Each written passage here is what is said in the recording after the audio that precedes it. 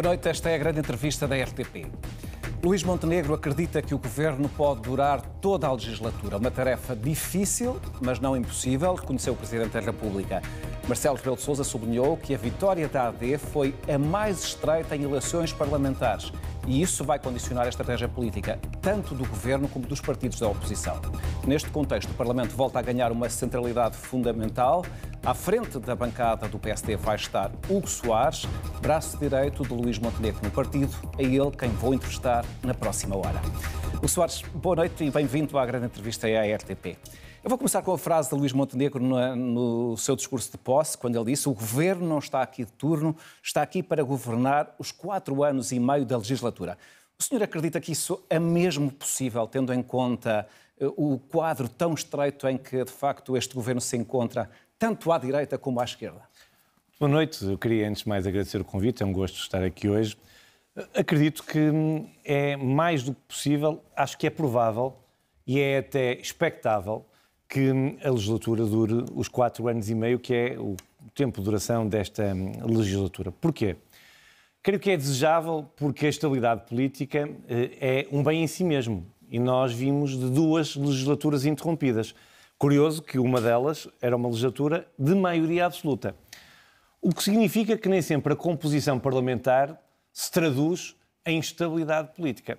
Quando nós tivemos, nos últimos 2 anos, cerca de 2 anos, um governo que promoveu constantemente a instabilidade política, e isto não é uma avaliação política, quer dizer, é factual, com demissões sucessivas de membros do governo, aquilo que ficou conhecido como os casos e casinhos, era um governo de maioria absoluta, com uma estabilidade total no Parlamento. De resto, o Partido Socialista dispunha de condições de governabilidade como nunca existiram, creio. Veja, tinha uma cooperação institucional com o Sr. Presidente da República, que é reconhecida por todos e que, a dada altura, por quase, diria, teimosia do Primeiro-Ministro, uma teimosia contra tudo aquilo que era expectável, quer no país, quer nas instituições, decidiu manter um governo. Aí houve algum, diria, ruído na relação institucional. Mas teve sempre uma relação institucional perfeita. Não foi por causa do Presidente da República que o governo caiu, do seu ponto de vista? Tinha o maior número de presidentes de Câmara. Portanto, tinha a maioria da Associação Nacional de Municípios e, por essa via, o Presidente ou a Presidente da Associação Nacional de Municípios. O maior número de presidentes de junta de freguesia e, por essa via, a liderança da ANAF. O maior número de eurodeputados. Uma relação que se diz boa com as instituições europeias. Ora, um governo de maioria absoluta deveria ter levado a legislatura até ao fim. Isto é para fazer um paralelo. Chama à colação este exemplo para dizer que nem sempre a composição do Parlamento significa estabilidade ou instabilidade política. Mas torna mais difícil. Eu acho que diria que o cerne da questão, o ponto fundamental, vai determinar, é mesmo a governação. É saber se o governo é ou não é capaz de governar para as pessoas. É ou não é capaz de resolver o problema das pessoas.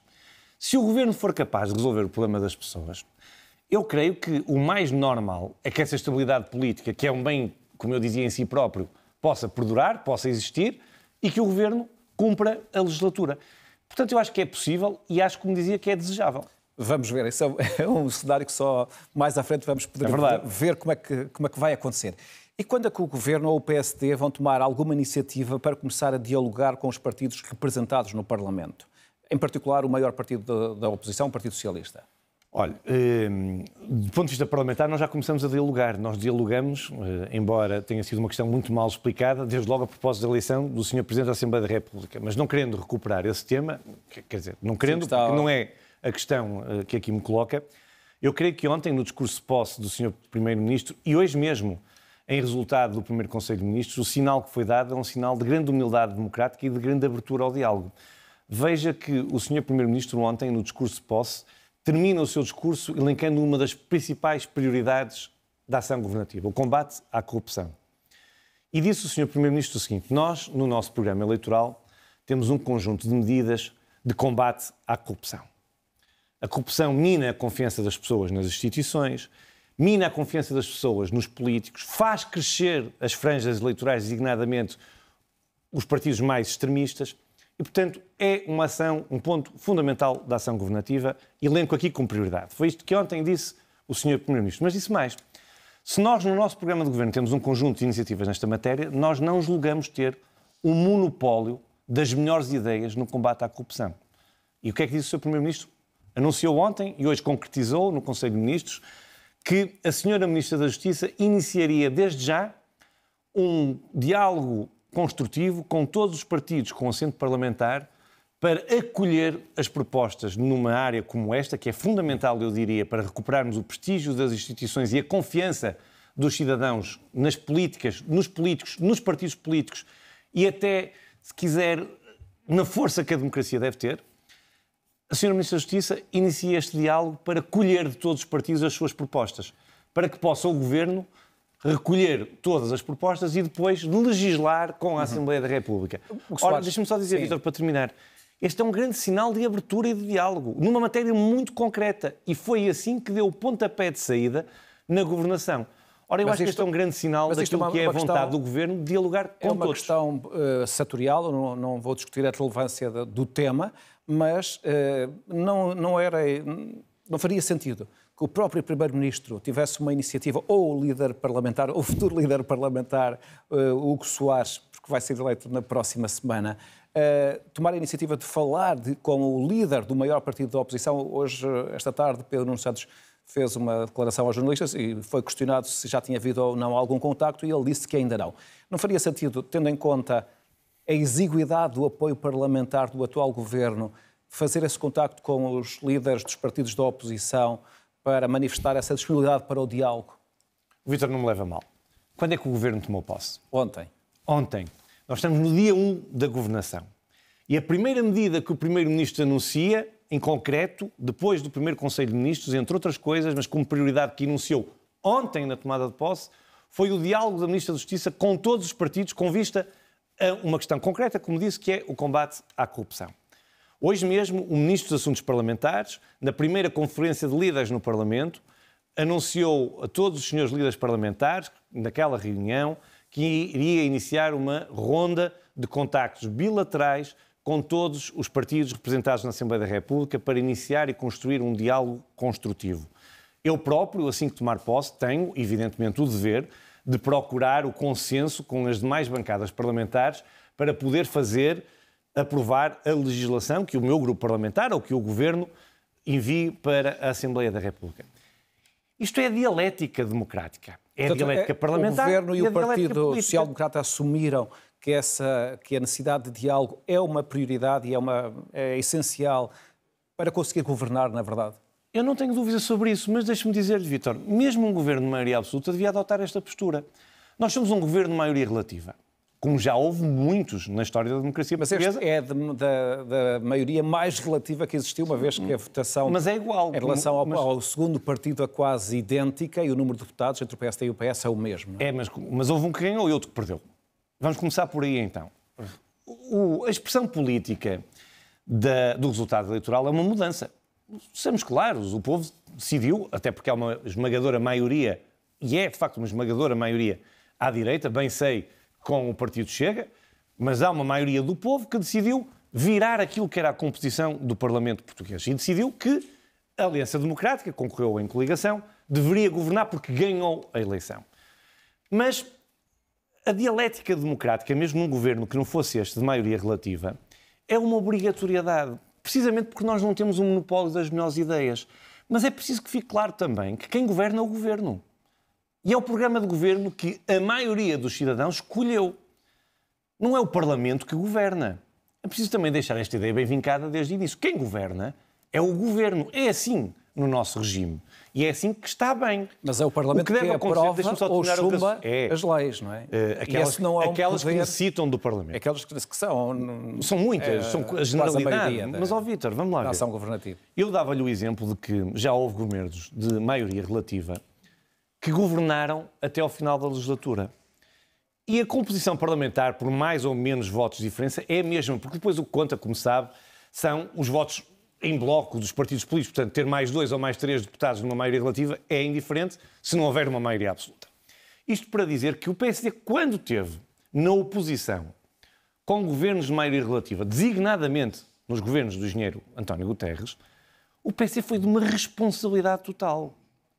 E é isso que se exige dos demais partidos da oposição, mas designadamente ao maior partido da oposição. Mas aquilo que está a dizer é que acha que o Partido Socialista deve votar medidas ou abster-se de medidas contra as quais é o seu posicionamento, sobre as quais tem um posicionamento contra. Eu não estou a dizer isso. Hoje, aliás, o Pedro Nuno Santos referiu-se a essa questão na intervenção que fez esta tarde, dizendo que o PS foi eleito com um programa, e esse programa teve o apoio de 28% dos eleitores. Pois, mas perdeu. E, portanto, perdeu. E respeitar mas isso não o deve obrigar... Não. Mas deixa-me só para terminar a pergunta.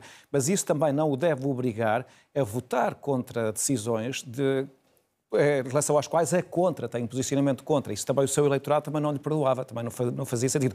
E no discurso de ontem, não lhe parece que em alguns momentos Luís Montenegro adotou essa atitude de que, bom, nós somos o governo, temos de governar e o Parlamento tem de nos criar as condições para que nós possamos governar. Não se confundindo um pouco com, em vez de diálogo, imposição? Não, pelo contrário, como lhe disse, veja, Vítor, não me leva a mal, mais uma vez. Se a primeira iniciativa da governação, priorizando o combate à corrupção, foi precisamente antes de apresentar as suas propostas, falar com todos os partidos, este é o maior sinal de diálogo possível. Agora, é bom que fique evidente aquilo que eu aqui quis vincar, que é o governo que compete governar. Compete governar ao partido que ganhou as eleições. Dir-me-á, mas deve o Partido Socialista calcionar sem mais tudo aquilo que vem do governo? Não. Deve o Partido Socialista abdicar do seu programa de governo? Evidente, porque não governa. E deve dialogar com o partido de governo, ou se quiser ao contrário, deve o partido de governo dialogar com o maior partido da oposição para poder reunir o seu consenso para fazer aprovar aquilo que é importante aprovar.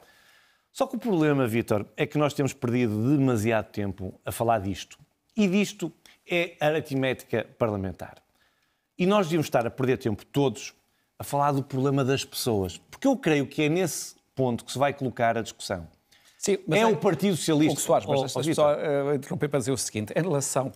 Mas sabe que as leis... Em relação às pessoas, há visões diferentes de como é que se resolvem os problemas das pessoas. E nem todos os partidos têm a mesma visão. Portanto, não há uma visão única sobre como exercer o poder. Não é? Mas é aí que se deve pôr a discussão. Porque as leis concretizam objetivos.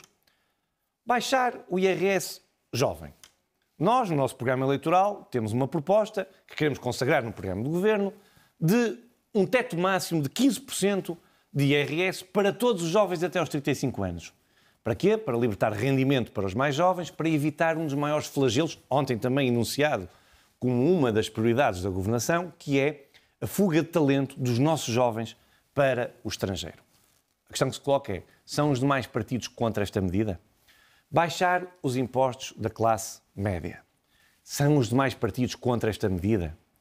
Aumentar o complemento solidário para idosos para que todos os pensionistas não tenham um rendimento abaixo de 1.000 euros até ao final da legislatura, ou até abaixo do valor do salário mínimo. São os partidos contra esta medida? Olhar para a recuperação de tempo de serviço dos professores, olhar para a carreira dos profissionais dos serviços de segurança. São os partidos da oposição contra estas medidas? Vamos falar da vida das pessoas. Sim, baixar o IRC, por exemplo, já há diferenças em relação a isso. Vítor, mas depois as pessoas julgarão. Porque a questão é esta. Vamos falar da questão do IRC. Não, mas já lá vamos, e eu tenho tempo nesta entrevista para ir a esses pontos concretos. Mas ainda em relação à intervenção de Luís Montenegro e de Marcelo Rebelo de Sousa na cerimónia de ontem. No discurso da posse, Luís Montenegro disse o seguinte: a investidura parlamentar, nestas circunstâncias, só pode significar que as oposições vão respeitar o princípio de nos deixarem trabalhar e executar o programa do Governo. E acrescentou, não rejeitar o programa do Governo, com certeza que não significa um cheque em branco, mas também não pode significar um cheque sem cobertura. Isto não pode ser entendido como uma chantagem sobre o Partido Socialista. Dizer ao Partido Socialista, já que deixa passar o programa, que não votará a favor de qualquer moção de rejeição que venha a ser apresentada, como a do PCP, então tem que deixar o Governo governar como entender, de acordo com o seu programa. Não. É isso que o novo Governo e que o PSD pretendem? O Primeiro-Ministro disse uma coisa que é óbvia. Se o programa do Governo que vai a votação, porque vai mesmo, porque é uma moção de rejeição, na próxima semana não for rejeitado, significa que a Assembleia da República, que expressa a vontade maioritária dos cidadãos, expressa no voto e na composição do Parlamento, está a dizer ao Governo, governe com este programa. Como é que o Governo pode acabar? É uma autorização para governar. É mesmo uma autorização para governar com aquele programa que vai ser votado por uma moção de rejeição do Partido Comunista Português. E eu percebo, e o Partido Socialista faz de forma responsável aquilo que deve fazer, que é dizer, este governo ganhou as eleições, ou esta coligação ganhou as eleições, apresenta o seu programa e governa. Mas o Partido Socialista, assim, eu não concordo com tudo. Perfeitamente razoável. O Partido Socialista é o maior partido da oposição, acaba de sair do governo, é responsável por tudo aquilo em que os portugueses hoje estão mergulhados, seja de bom, seja de mau, seja aquilo que nós temos vindo a apontar como as grandes crises que o país vive. Educação, saúde, habitação, baixos rendimentos, fuga dos jovens, baixos salários, enfim, tudo aquilo que nós temos vindo a apontar e podia continuar como razões para o país mudar de vida. Mas o Partido Socialista, ao dizer que não vota uma moção de rejeição e, portanto, por essa via viabiliza o programa de governo, há depois, evidentemente, não significa que esteja a dizer que o governo vai até ao final da legislatura. Há uma maneira do governo cair. É com uma moção de censura, como caem todos os governos no Parlamento. A votação de uma moção de censura faz, como sabe, o governo cair. Ora, o Partido Socialista tem sempre esse instrumento constitucional, regimental, para poder fazer cessar as funções do governo, dito de uma forma mais ligeira e menos, se for viabilizado por todos os partidos, se for aprovada maioritariamente. Ora, para que isso aconteça, o que é que tem que acontecer também? Tem que haver uma coligação negativa no Parlamento. Entre quem? Tem que haver um voto favorável, não é? Não. Tem que haver uma coligação negativa para derrubar o governo, um voto favorável dessa moção de censura. Um voto favorável da moção de censura, maioritária. Entre quem? Para que isso possa acontecer, é claro, as contas são óbvias, entre o Partido Socialista e o Chega. E o Partido Socialista e o Chega terão que dizer ao país, se entenderem, se não entenderem, creio que não me parece sequer viável, creio que não me parece razoável, creio que a mais-valia deste governo é que irá governar bem e, portanto, isso não irá acontecer, mas teriam que dizer ao país que o Chega e o Partido Socialista se uniram para derrubar o governo. Pode não ser pelas mesmas razões, mas pode levar ao mesmo resultado. Pode efetivamente, mas terão que dizer isso. Podem achar que... Não terão que dizer só, terão que fazê-lo. Não pode não significar uma apreciação idêntica do governo, mas pode significar uma apreciação. Há diferenças de apreciação, mas ambas negativas. E, portanto, Vítor, mas são as regras da democracia. Sim, claro. O que eu estou a dizer é que não é que a ideia de que é uma coligação negativa também é uma construção ela própria, porque, na verdade, é o voto dos partidos, é o entendimento dos partidos sobre aquilo... Quer que eu, ao contrário, diga que é uma coligação positiva entre o Chega e o Partido Socialista para derrubar o governo? Mas essa é a única possibilidade do governo cair. Não, há outras. O Sr. Presidente da República pode entender, por razões variadas, dissolver a Assembleia da República. E isso pode acontecer por razões variadíssimas. Não pode acontecer, por exemplo, por muitas razões. O orçamento não é uma razão suficiente do seu ponto de vista para o governo cair. Essa é uma razão que o Sr. Presidente da República deve ponderar e o próprio Primeiro-Ministro. Mas do ponto de vista do PST?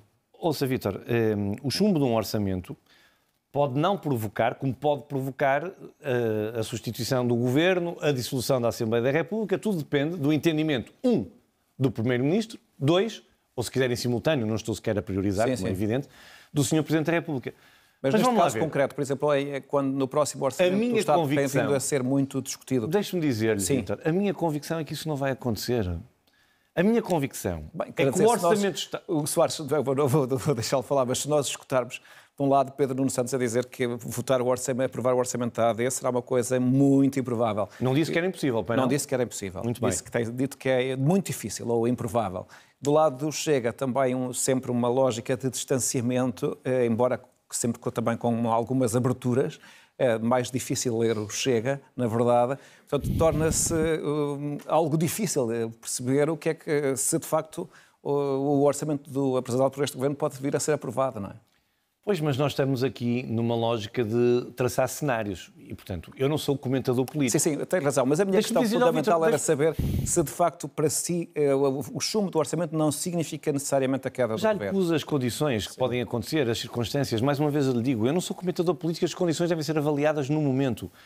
Eu sou ator político e estou no Parlamento a respaldar um governo e um programa eleitoral que foi sufragado pelos portugueses. Na convicção de que o governo vai governar, eu repito, porque esta ideia para mim é a ideia central, para melhorar a vida das pessoas. Hoje, quem nos está a ouvir não está preocupado, Vítor, a sério que não está. Eu tenho esta profunda convicção, é o que é. Não está preocupado se o Orçamento de Estado vai ser aprovado ou não. Não está hoje preocupado com isso. Talvez ainda não esteja assim. Está preocupado com o quê? como é que o Governo vai resolver o problema da habitação? Daquelas pessoas que hoje têm um crédito à habitação, que viram os juros aumentar, têm salários que não são comportáveis com este aumento de juros. Como é que este Governo vai resolver o problema do aumento das rendas? Mas, sobretudo, porque isto faz inflacionar tudo o resto, como é que o Governo vai resolver o problema da falta de oferta da habitação, que faz subir o preço das casas? Como é que o Governo olha para os rendimentos portugueses? Portugal é um país de baixos salários, onde o salário mínimo está a aumentar, e bem, e deve continuar a aumentar, mas está demasiado perto do salário médio. Nós estamos a asfixiar a classe média. Como é que o Governo vai resolver este problema? Mas, ao mesmo tempo, como é que vai permitir que os salários sejam mais altos, permitindo que a economia cresça e que as empresas possam pagar melhores salários? Como é que o Governo vai resolver o problema da escola pública? Da falta de professores hoje, estamos em abril, temos milhares de alunos que não têm professores a pelo menos uma disciplina. Hoje, em abril, nós sabemos que o número de portugueses sem médico de família aumenta, que os prazos de espera para uma consulta ou para uma cirurgia aumenta. Esta é a preocupação de quem nos está a ouvir e é para isso que o Governo deve existir. Mas deixe-me dizer-lhe também que registro mesmo com estupefação, que aqueles que nos últimos 8 anos não o conseguiram resolver, deixaram que isto chegasse a este ponto, hoje digam que isso é o mais fácil de resolver. Aqueles que, aparentemente, de uma forma às vezes velada, outras vezes mais explícita, outras vezes mais confusa, ameaçam não deixar passar um Orçamento de Estado. Orçamento de Estado esse, que eu estou absolutamente convencido, que visa resolver estes problemas da vida das pessoas. Hugo Soares, ainda relativamente ao discurso de posse de Luís Montenegro, ele disse outra frase sobre a qual eu gostava também de ouvir. Ele disse, e vou citar, o PS tem de dizer se é uma força da oposição democrática ou uma força de bloqueio democrático. O que é que significa a expressão bloqueio democrático? Muito bem. Se um partido que é um partido com o histórico e com a responsabilidade do Partido Socialista for um bloqueio à ação governativa... Mas o bloqueio é votar de acordo com aquilo que são os seus princípios e daquilo que o Partido Socialista apresentou aos eleitores? Mas, Vítor, está a ver, mas é aí que estamos a cometer um erro. O Vítor está a bater na mesma tecla, curiosamente, que o Pedro Nuno Santos tem vindo a querer assinalar. É preciso respeitar os resultados eleitorais. Há uma maioria de portugueses, maioria relativa, que escolheu um governo. Esse governo deve governar com o seu programa. Isto não significa que o Partido Socialista tenha que viabilizar tudo aquilo que vai ao Parlamento. Sim, mas quando se diz que é um não bloqueio... Tem necessariamente que um bloqueio, que quando é um se partido... votar contra é um bloqueio.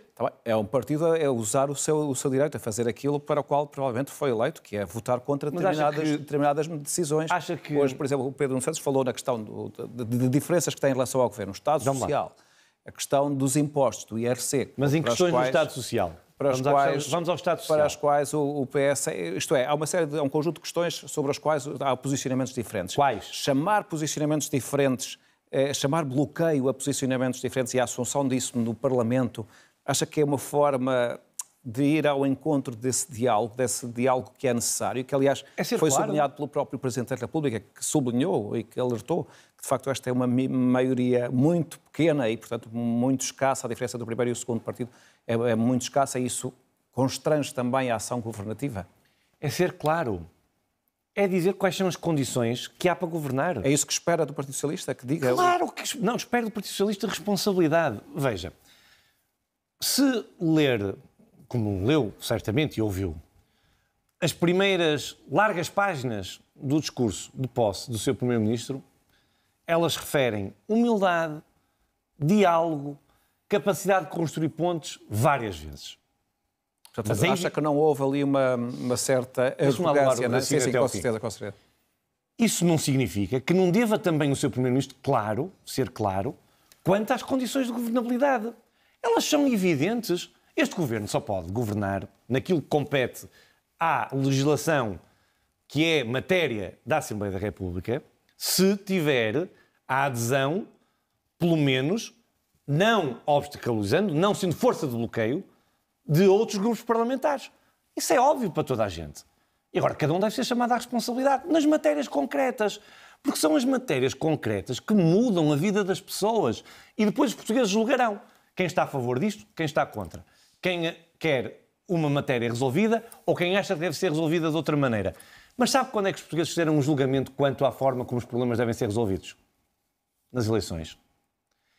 É isto que tem que ficar também claro, do ponto de vista democrático. Vítor, deixa-me dizer, não me interrompa, não me leva a mal.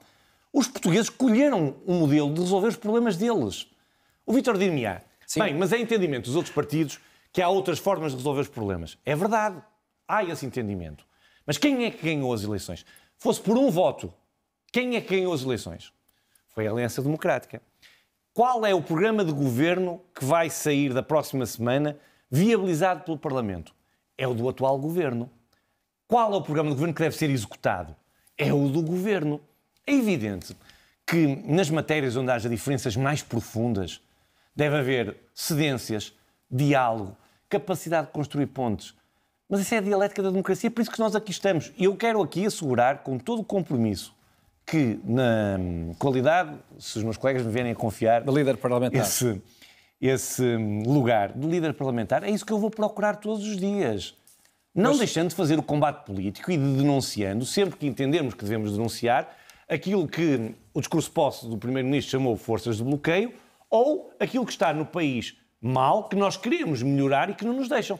Farei esse combate político, isso não tenha dúvida, mas procurarei sempre construir as pontes com todos os partidos da oposição para procurarmos as melhores soluções para aquilo que me importa, que é a vida das pessoas. Hugo Soares, mas quando são usadas expressões como forças de bloqueio, não vê aí uma certa contradição com a fase final do seu discurso, fazendo referência à negociação e ao diálogo que é necessário, e também com a própria intervenção do Presidente da República, que ele apelou a um diálogo do governo, do novo governo, e a um esforço para alargar o apoio parlamentar e o apoio do povo. Sim. E, portanto, isso não é contraditório com essa atitude. Bom, o programa do governo é este é que foi votado e este é que vai ser o programa do governo. Eu peço imensa desculpa, mas eu creio que não estou a falar português correto e vou tentar ainda ser mais claro. Eu estou a dizer o seguinte: o Primeiro-Ministro ontem anunciou que, com humildade, com vontade de construir pontos, com respeito pelo resultado democrático, iria fazer tudo para que houvesse o maior diálogo possível com os outros partidos. 2, como primeira medida, anunciou o diálogo da Ministra da Justiça para combate à corrupção com todos os partidos. Eu, na qualidade que espero ter na próxima terça-feira de líder parlamentar, estou aqui a dizer-lhe e a assegurar-lhe que o meu compromisso é de diálogo total com todos os partidos políticos. O que é que isso é diferente daquilo que o Sr. Presidente da República disse? O que é que eu posso ser mais claro como? Agora, o que o Vítor me está a dizer é outra coisa. Hugo, é que esse diálogo pode não chegar porque os outros não querem. É isso que o Vítor me está a dizer. E eu aí digo, mas eu já não posso fazer nada. Aí cada um que assuma a sua responsabilidade. Porque no final do dia o que o Vítor me está a querer dizer é isso. Sabe porquê? Não, Vítor, não leva mal. A questão é, deixa-me lá terminar. O diálogo é que da nossa parte, a vontade de dialogar é total. Muito bem, já percebi. Veja uma coisa, eu assumi um compromisso. Agora deixa-me só dizer uma coisa, mas o diálogo é fazer cedências, é ir também ao encontro daquilo que são as propostas dos outros. Portanto, não é fixarmos só no nosso programa. Claro. Esse é só o meu ponto. E o meu ponto é muito claro quanto a isso. Então, veja, eu vou-lhe voltar a dar um exemplo concreto. Porque quando estamos a falar assim no abstrato, as pessoas não percebem se calhar menos bem. Vamos ser concretos. Primeira iniciativa do Governo, qual foi? Saída ontem do discurso do Primeiro-Ministro de posse e hoje do Primeiro Conselho de Ministros. Combate à corrupção. Como? Ouvindo e trazendo as propostas de todos os partidos. Quer dizer, eu creio que não pode haver maior sinal de abertura, de diálogo, de vontade de ouvir, de trazer o melhor que os outros também têm para aportar. Eu repito-lhe, Vítor, nós não temos a presunção de termos um monopólio de ter as melhores ideias. É verdade que as ideias do nosso programa eleitoral foram aquelas que tiveram maior adesão dos portugueses e que nos conferiram a possibilidade de governar. Mas é evidente que devemos falar com os outros partidos e devemos ouvi-los. O Soares ficou claro, acho que não vai ser necessário repetir esse posicionamento. Em relação ao Chega, negociar com o Chega no Parlamento põe em causa o não a não? Ou, não, na verdade, quais são os limites do não a não? Não de todo. O que o Primeiro-Ministro, hoje Primeiro-Ministro, na altura candidato a Primeiro-Ministro, disse sempre foi o seguinte: eu não vou fazer nenhum acordo pré-eleitoral com o Chega, nem nenhum acordo pós-eleitoral com o Chega, nem de ordem governativa, nem de ordem de apoio parlamentar. Isto está claro, isto está evidente, isso não aconteceu.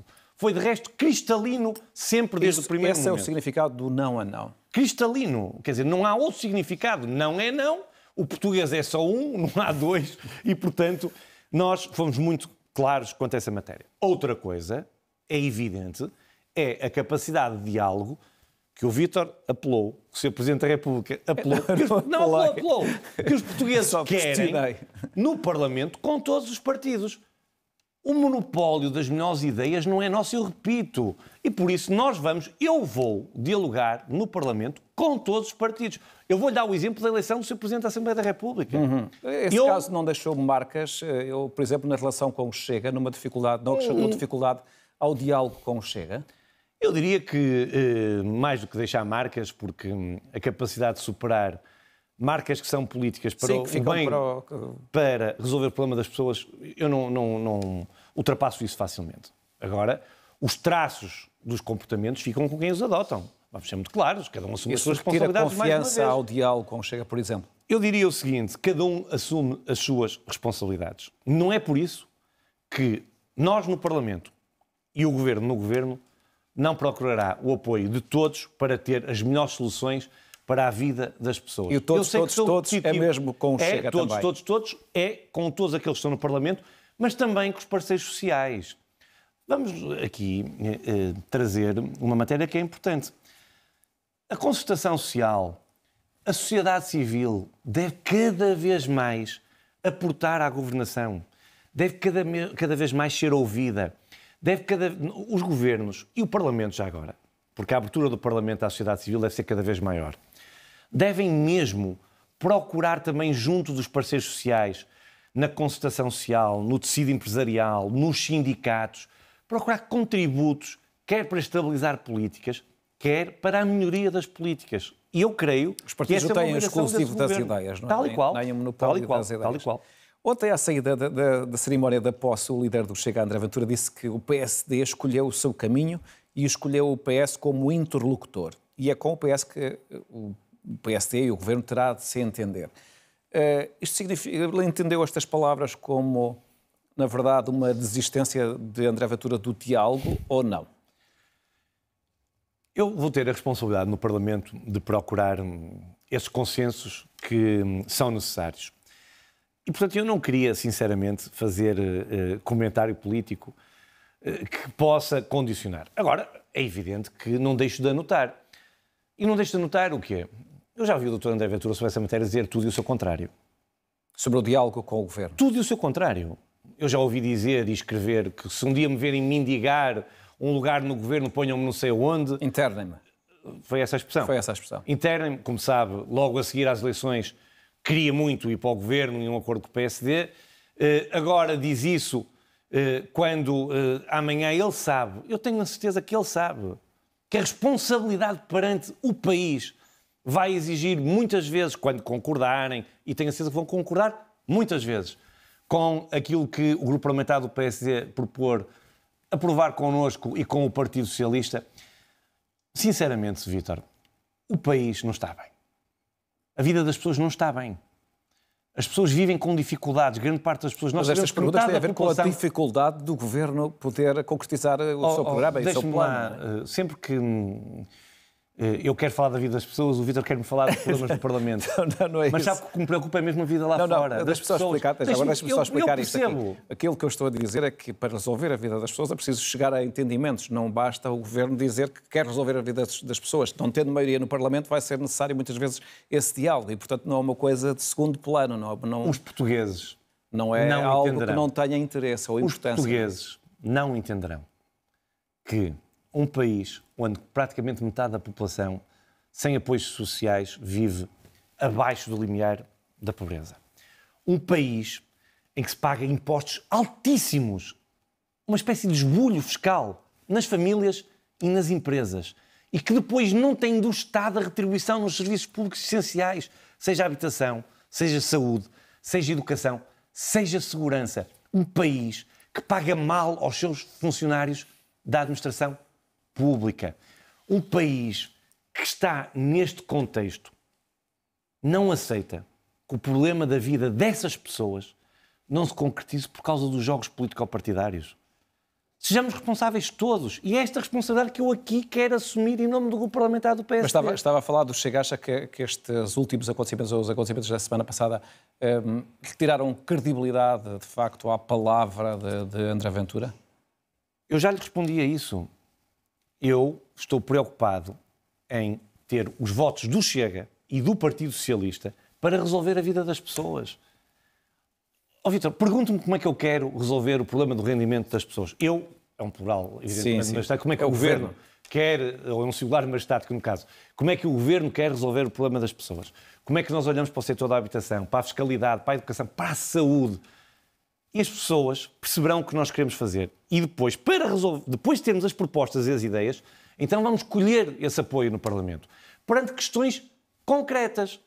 Porque há mais similitudes nos vários programas do Governo, naquilo que concerne quer ao diagnóstico, quer até às soluções, do que diferenças, sobretudo entre os maiores partidos. Está convencido disso? Estou mesmo. Agora é preciso assumir responsabilidades. Quer pela forma como chegamos até aqui, quer pela forma como temos todos que nos comprometer com o resolver destes problemas da vida das pessoas. Ainda só uma questão sobre aquilo que se passou ontem no Palácio da Ajuda. Eu vi pela televisão e vi várias vezes ontem no Palácio da Ajuda o Hugo Soares animado a conversa com o André Ventura. Posso perguntar do que é que foram falando? Pode. Que ficaram lado a lado. Como não há, creio eu, não falamos nada que seja segredo, modéstia à parte, sou uma pessoa muito bem disposta e, portanto, fosse o André Ventura que estivesse ao meu lado, fosse o Pedro Nuno Santos, tenho a certeza absoluta que as imagens seriam as mesmas, de simpatia, de cortesia, de conversa urbana entre pessoas que são maduras, pessoas que são responsáveis, pessoas que representam o povo português no Parlamento e, portanto, as conversas foram conversas à volta das questões da tomada de posse, enfim, e conversas absolutamente cordiais. Muito bem. Ontem vamos falar de algumas questões concretas e das dificuldades para as alcançar ou para as resolver. Vamos lá, então. É uma questão que tem a ver com, para resolver algumas das questões... Não. Tem a ver com o assistente orçamental, o chamado assistente orçamental, o superávit que o anterior governo deixa e que ontem Luís Montenegro chamou a atenção no seu discurso de que essa ideia de que os cofres do Estado estão cheios é uma ideia que pode ser perigosa, errada e mesmo irresponsável. Isto é um aviso aos portugueses, aos sindicatos, às corporações, de que não vai haver dinheiro para todas as exigências. Eu creio que é uma constatação. Porquê é que não há dinheiro para tudo, de facto? Porquê é que a ideia é perigosa? A ideia é perigosa, desde logo, porque pode criar uma revolta nas pessoas. As pessoas, eu repito, que têm baixos salários, que pagam impostos altíssimos, cujos filhos ou imigram ou não têm professores nas escolas, que vão ao hospital e o hospital está fechado. As mães deste país, no dia de dar à luz, não sabiam se o serviço de obstetrícia do hospital de referência da sua localidade estava aberto. As pessoas que têm problemas de segurança, os funcionários públicos têm salários... A questão da segurança não é questão fundamental em Portugal. Na verdade, Portugal está, em termos de segurança, está nos níveis mais seguros. Ainda bem, mas devemos mantê-la. E para mantê-la é preciso ter os serviços e as forças de segurança com meios, com instrumentos e tratados de forma igual aos demais. É preciso olhar para os oficiais de justiça, é preciso olhar para os bombeiros e para a proteção civil. Sinceramente, este diagnóstico ainda por cima é transversal a todos os partidos. Veja lá o que há para fazer. Mas porquê é perigosa a ideia? Deixa-me lá terminar porque é que é perigosa. Estas pessoas que não têm do Estado aquilo que o Estado lhes devia garantir e que pagam impostos altíssimos, perante uma ideia de um excedente orçamental, como é que se sentem? Revoltadas? Não há outra forma de se sentirem? Dizem assim, então eu, com os meus impostos, ando a contribuir para um grande excedente orçamental que não sabemos quanto é e se será assim, para que depois eu não tenha nada em troco. Esta é uma ideia perigosa e que revolta as pessoas. E o Primeiro-Ministro chamou a atenção para isso. E bem. E, por outro lado, chamou a atenção para, em primeiro lugar, é preciso saber ao certo quanto é que é esse excedente orçamental. E as reivindicações... que foi apresentado não é garantido? Vítor, eu confio no Governo. Eu tenho, por bem e por boa, a palavra dos governantes, seja eles quais forem. Agora, é preciso fazer contas. Ninguém sabe hoje, nunca ninguém foi capaz de dizer no espaço político e no espaço mediático quanto é que custa, por exemplo, procurar fazer a equiparação das forças e dos serviços de segurança, designadamente da PSP e da GNR, com, e bem, os elementos da Polícia Judiciária. Esse valor não era à volta de 150 milhões de euros? Vítor, nunca, por acaso, os valores que eu ouvi no espaço político era quase o dobro disso, devo dizer. Mas nunca ninguém disse qual é o valor, nem o Governo. E, portanto, é de facto também perigoso criar a ideia de que este tal excedente orçamental é possível gerir para cumprir imediatamente tudo aquilo que são as reivindicações de todos os setores. Porque, veja bem, e é curioso, porque essa é a razão da mudança política e essa é a razão pela qual o Governo deve governar com o seu programa eleitoral, procurando os consensos, mais uma vez. Porque se há tantas reivindicações, se há tantos setores de atividade a reivindicarem, é mesmo sinal que isto não estava bem. E é, portanto, mesmo sinal que por isso é que houve outro partido e outra coligação a ganhar as eleições. Se nestes últimos 8 anos o Partido Socialista não foi, porque não foi, com todos os instrumentos capazes de resolver os problemas das vidas das pessoas e de empreender um conjunto de reformas estruturais, agora depois gostaria de falar sobre isso, se tivermos tempo, deve permitir que os outros façam. É o respeito pela normalidade sobre algumas destas democrática. questões, o atual Partido Socialista, a atual liderança do Partido Socialista já disse que está disponível até para viabilizar um orçamento retificativo que inclua algumas desses acertos.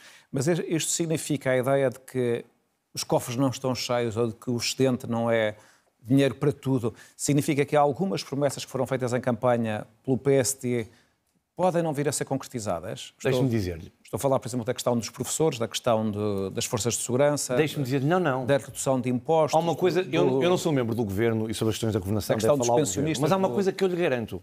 Do complemento solidário. O PSD não fez promessas eleitorais. O PSD assumiu compromissos. E os portugueses podem estar certos. Porque uma das formas essenciais para recuperar o prestígio das instituições é cumprir com os compromissos eleitorais. E todos esses compromissos serão postos em prática. Não tenho dúvida sobre isso. Não tenho dúvida sobre isso. De resto, o Primeiro-Ministro ontem, no discurso Porsche, reafirmou-os todos um por um. Talvez por isso o discurso tenha sido um bocadinho longo.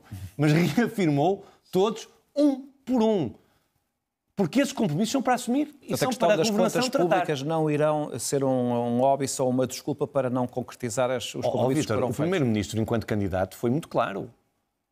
As promessas eleitorais que estava a fazer, como lhe chamou, que eu aqui quero dizer que são compromissos, tinham um respaldo naquilo que era o nosso programa macroeconómico. Como sabe, o PSD, antes da campanha eleitoral, reuniu-se dos melhores e mais reputados economistas do espaço português, do espaço económico português, das academias, para poder projetar um cenário macroeconómico que lhe permitisse depois consolidar com as propostas políticas. E, portanto, está o Primeiro-Ministro seguro, enquanto esteve enquanto candidato, está hoje como Primeiro-Ministro, e ontem reassumiu que essas promessas, esses compromissos, são para cumprir. A questão dos economistas, a economia talvez não seja uma ciência absolutamente exata. Há sempre aquela frase que há 2 ou 3 economistas, há 4 ou 5 opiniões diferentes. Isso não é? Normalmente é dos advogados. Ou dos advogados, mas também se pode adaptar à economia. Se pode aplicar. Porque, na verdade, o plano macroeconómico tem sido um dos problemas do PSD, o Soares também tem sido criticado como algo ilusório ou algo distante da realidade. Otimista, dizem. Ou otimista. Veremos. Vamos ver o que é que vai dar.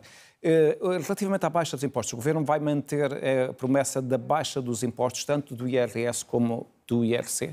Isso é uma questão que não suscita... O Sr. Primeiro-Ministro foi muito claro ontem. Repare, eu repito, eu não sou membro do Governo e as questões da governação. Sim, mas será um pouco a rosto do Governo do Parlamento, não é? Agora, eu posso garantir, em primeiro lugar, que esse foi o compromisso com que eu fui eleito e, portanto, assumindo as funções de líder parlamentar, o grupo parlamentar exigirá também isso do Governo, de forma muito clara, devo dizê-lo. Mas não precisava de estar aqui a dizer. Porque ontem o Primeiro-Ministro voltou a assumir esses compromissos. Um por um, do IRS jovem e do IRC. Mas nada de nenhum outro retrato que não seja aquele que é expectável das contas públicas pode pôr isso em causa? Era, no fundo, a minha questão. Victor, imagine, eu nem quero pôr esse cenário em cima da mesa, mas a sua já houve pergunta... Faz esta pergunta, Hugo Soares, porque, na verdade, já houve momentos históricos em que o próprio PSD fez essas promessas e depois chegou ao Governo e não as cumpriu. Estou-me a lembrar do choque fiscal em 2002. Mas como sabe, quando chegamos ao Governo, tínhamos pela primeira vez, sem sabermos, um déficit quase no dobro ou no triplo, agora não tenho certeza e não quero ser sentido a nenhum fase. Ficou a frase do célebre do país de Tanga. E pela primeira vez, isso é um facto, O país foi imediatamente objeto de um procedimento por déficit por parte das instituições europeias. Mas, neste momento, essas circunstâncias estão muito fora da agenda, digamos assim. Ontem o Primeiro-Ministro voltou a repetir e a garantir os compromissos eleitorais. Sobre a saúde, ontem também o Luís Montenegro anunciou o dia 2 de junho para apresentar um plano de emergência para a saúde.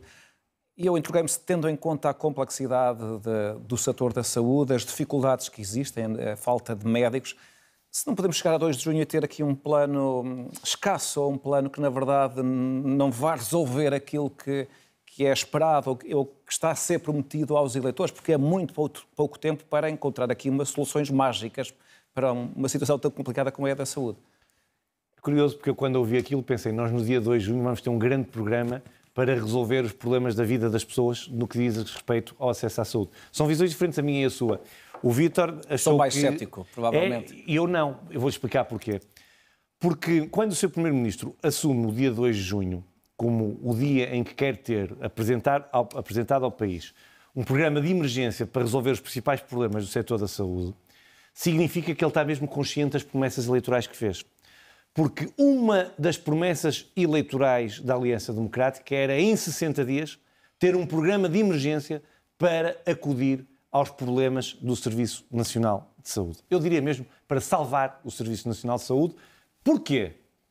Por causa das pessoas que não têm médico de família, que têm consultas e cirurgias constantemente adiadas.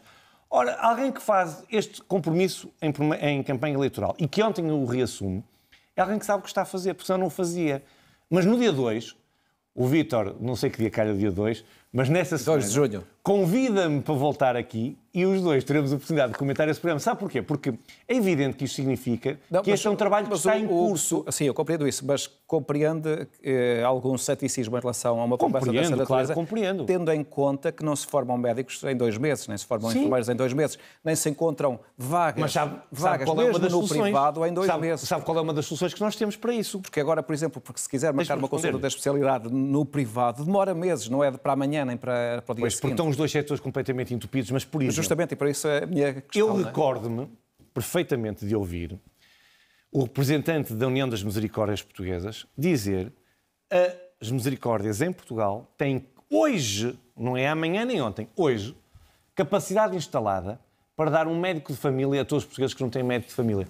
Porquê que até aqui não se aproveitou essa capacidade instalada? Por mero complexo ideológico. E a ideologia não deve servir para que as pessoas não tenham, no caso, acesso a um médico ou de família, portanto, à medicina familiar. E em 2 meses é possível, do seu ponto de vista, tem essa expectativa? É possível apresentar esse programa? Claro que é. Seja possível apresentar um plano que seja efetivo e que seja Se o seu Primeiro-Ministro garantiu, se nós o dissemos em campanha, se nós temos isso estudado, se estão a trabalhar já afincadamente nisso no Ministério da Saúde, estou absolutamente convencido que assim será. Só o Ministério da Saúde é que poderá dizer se o atual modelo vai ou não permanecer. Sobre isso ainda não há nenhuma decisão. São matérias da governação, não tenho nenhuma... Não tenho, nem devo sequer partilhar. Não tenho de todo, mas se tivesse também, são matérias do programa do Governo. Muito bem. Em relação à formação do Governo, só houve aqui uma dúvida que eu fiquei, que tem a ver com o Ministério da Juventude, tutelado por Margarida Balseiro Lopes.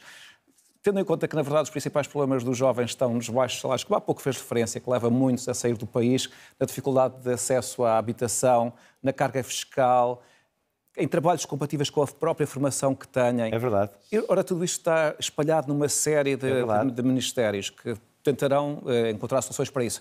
Ora, se é assim, qual é, de facto, a relevância e a possível eficácia deste Ministério? É mesmo isso.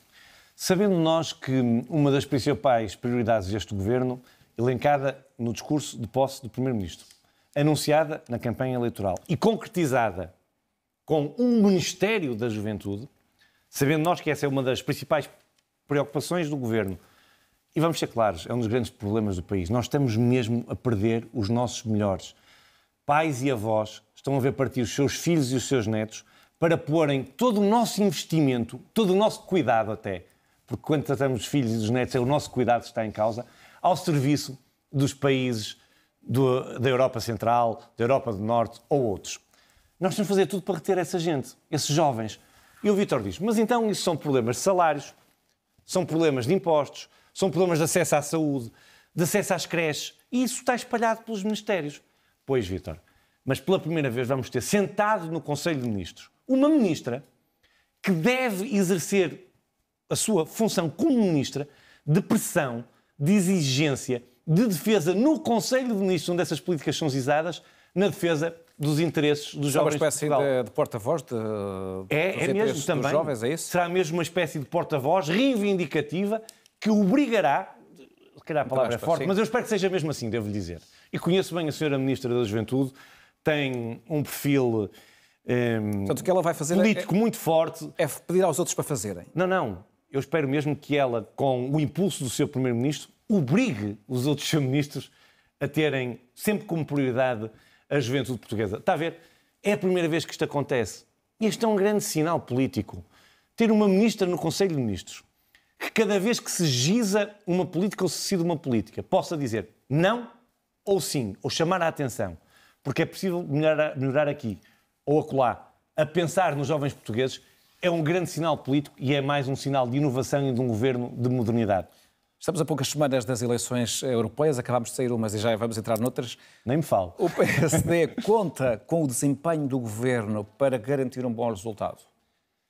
Acha que vai ser a primeira avaliação do governo? Seria quase...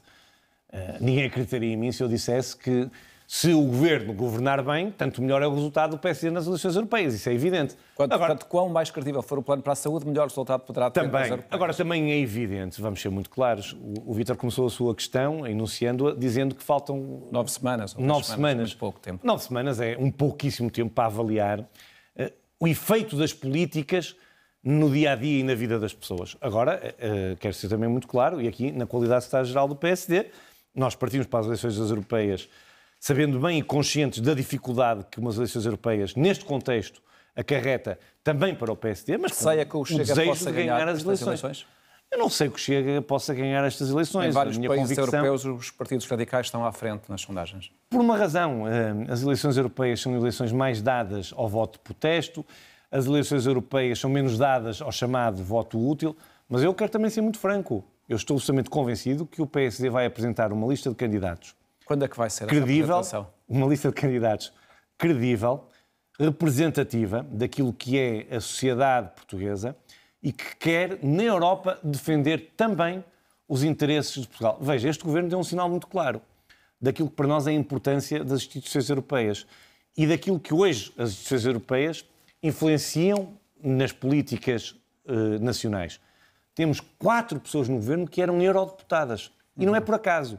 É precisamente para poderem trazer para as políticas nacionais a experiência também europeia e daquilo que hoje a União Europeia tem como decisivo a influenciar a ação governativa portuguesa. Quando é que o PSD apresenta o seu candidato, o seu cabeça de lista, aliás, às eleições europeias, brevemente?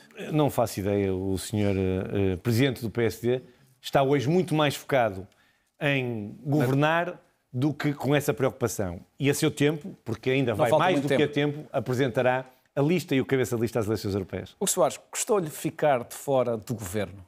Não custou nada. Eu terei, assim os meus colegas de bancada me confiem essa honra, a possibilidade de liderar o grupo parlamentar do PSD em momentos que eu diria que são difíceis do ponto de vista do trabalho parlamentar, mas também muito aliciantes, e vou desempenhar umas funções que me orgulham e que, no final do dia, se cumprir com aquilo que são os meus objetivos, me encherão de orgulho. Mas vai ser uma espécie de líder da oposição à oposição? Não. Quero ser, no Parlamento, o principal motor da legislação que muda a vida das pessoas. Se eu conseguir isso, terminarei o meu mandato dizendo foi bom e consegui fazer aquilo que com os meus colegas queríamos fazer, juntamente com o Governo de Portugal. Hugo Soares, muito obrigado por ter vindo esta noite à grande entrevista. Eu é que agradeço. E à RTP. A grande entrevista pode ser vista na RTP3, na RTP1 e na RTP Internacional. Fica disponível em RTP Play, onde pode ser vista a todo momento e também escutada em podcast nas diferentes plataformas. A todos, muito obrigado, boa noite. Regresso na próxima semana.